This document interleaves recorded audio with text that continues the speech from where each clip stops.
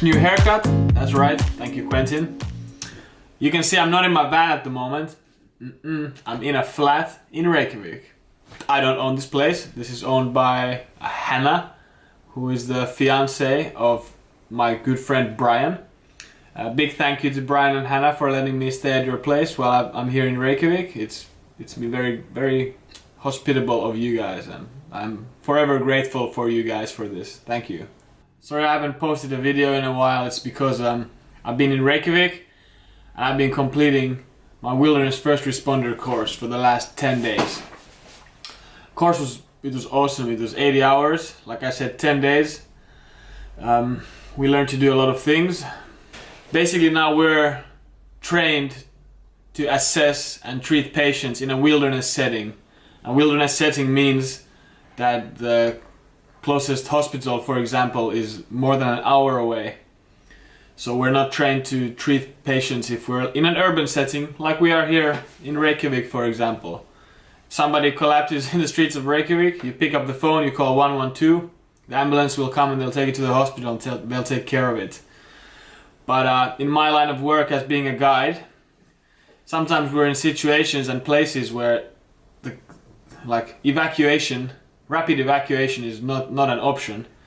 And even slow evacuation with a boat is going to take you, I don't know, maybe 2 to 3 hours to get to help, definitive care. So we learned a lot of skills this week.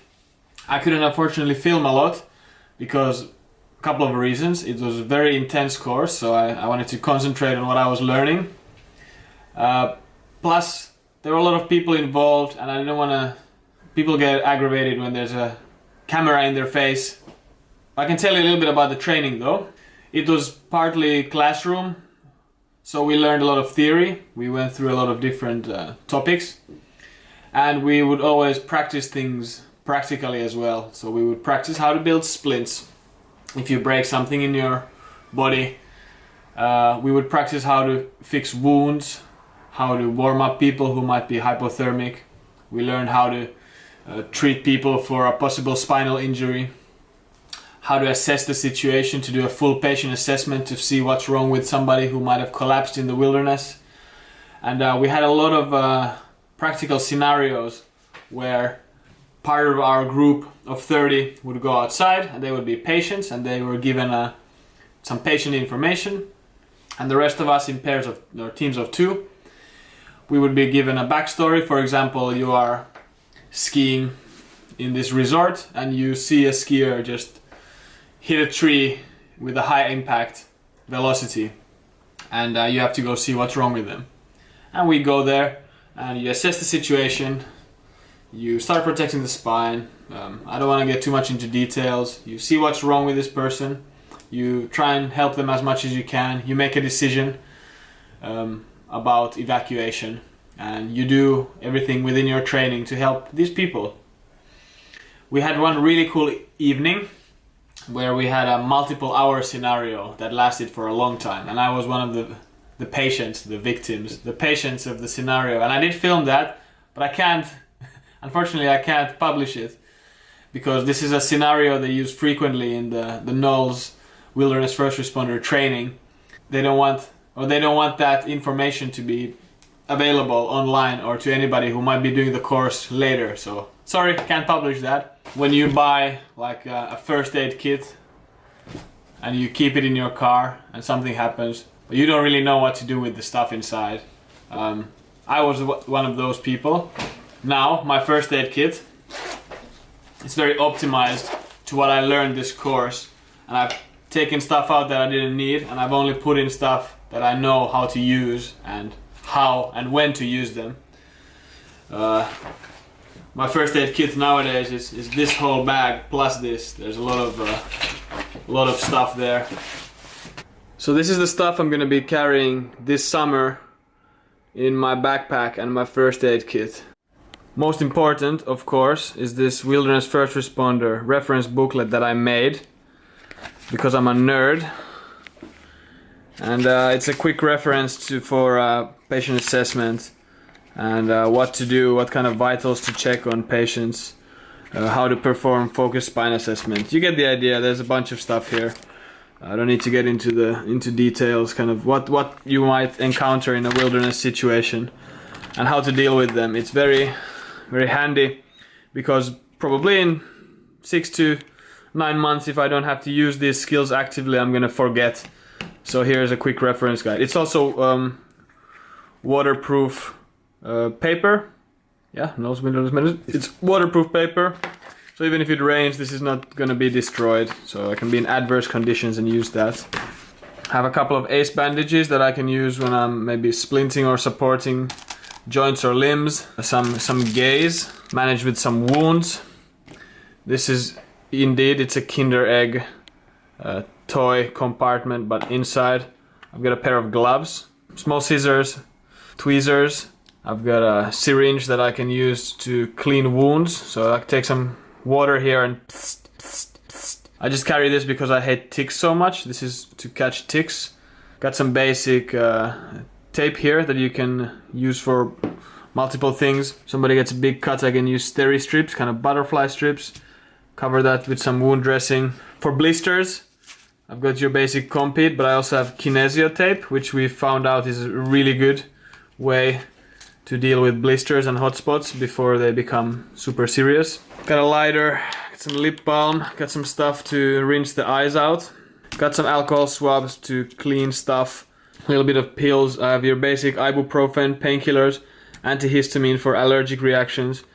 And I do have some dose of aspirin in case of a cardiac patient with a heart attack symptoms. It's okay to give them aspirin if you're trained to do that. Everything is non-prescription drugs here, so they are over the counter. Here's one of these survival blankets.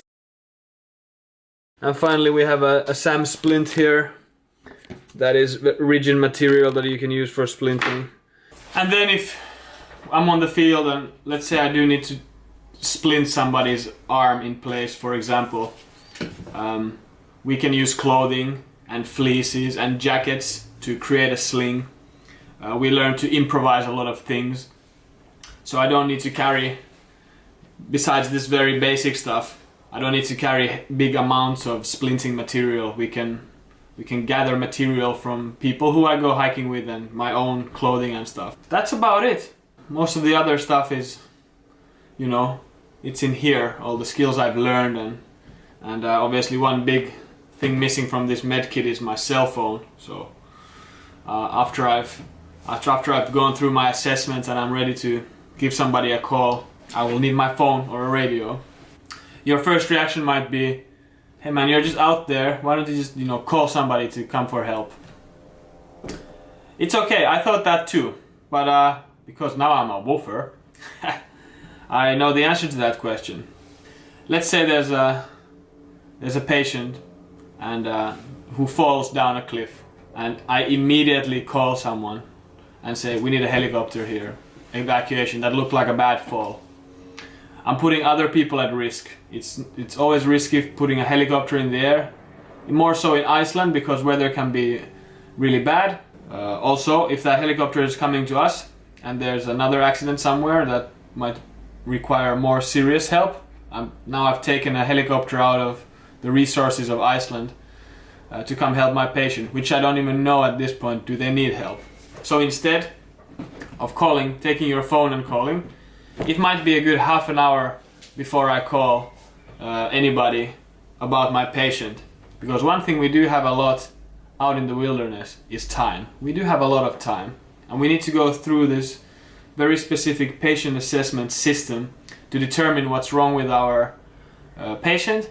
And the more information we can provide to the people who are eventually going to come help or who are going to receive this patient, maybe a doctor, the better the treatment procedures will be, and the better it will be for this client or this person, this patient. Right now I'm at the sharpest of my skills. Over time, if nothing happens and I never have to make use of these skills, it's gonna deteriorate and go down. So it is very important to, at least for me, to keep practicing these, make scenarios with my friends and just practice this stuff, practice how to fix wounds and how to build splints and stuff like that. I do have to say it was one of the best courses I've ever taken in my life in any subject. because of the instructors were very professional and super engaging and very, very knowledgeable and professional with what they were teaching us. The people I met there were really awesome people. Most of them are guides who were working in Iceland in different parts of the country. I knew one guide beforehand who works with me, Ayo. Everybody else was really awesome to meet, and we had a blast for 10 days. Very cool. We had people from all over the world. Learning medicine, I think, it's very difficult in the first place. But learning medicine in a language that's not your mother tongue, that's even more difficult. So big round of applause to all the people who came from a foreign country and learned this course in English and how to treat medical emergencies such as the ones we've practiced in English. Alright, let's wrap that up. Let's see what happens next. Hey guys, this is where I'm parked in Reykjavik. It's about 10 minutes bike ride away from where I'm staying, the flat, just because it's free to park here. And it costs a lot of money to park in the center of town where the flat is. So it's easy in the mornings, just take the bike here if I need to go anywhere with the car, but Reykjavik's pretty small, so you can just drive anywhere with a bicycle. And it's right next to these student houses. And my good friend Ingvar, he lives here. Yes, I do have friends in Iceland, or at least really good acquaintances. So I'm just here to pick him up. We're gonna go play some frisbee golf, because it's a rare sunny day here in Reykjavik. It's gonna be good. It's goody. Good Sunday. Yeah. See, it's true. I do have some friends. What's up, man? Nice to see you. Yes. Oh. This is Ingvar. He's a bit camera shy. What's up? We are taking part in a frisbee golf tournament. We played frisbee golf for a while. I've never done a tournament. It's an amateur tournament. We intend to be number 1 and number 2. We'll see who is number 1, who is number 2. All right.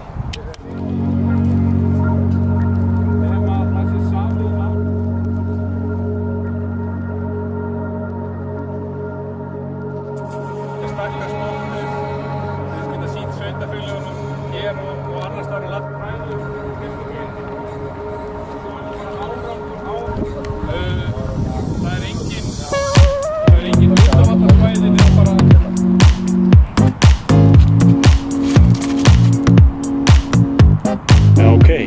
Wow. That's better.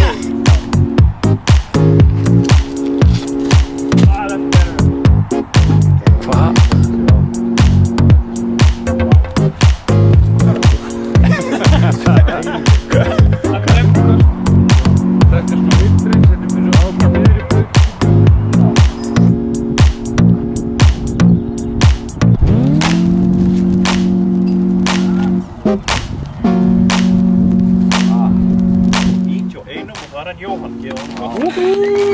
Johan!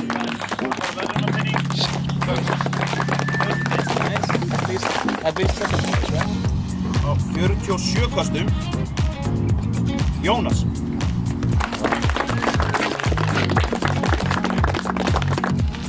Og í fyrsta sæti Taka. Já, komdu bara með. Yes. Oh yeah.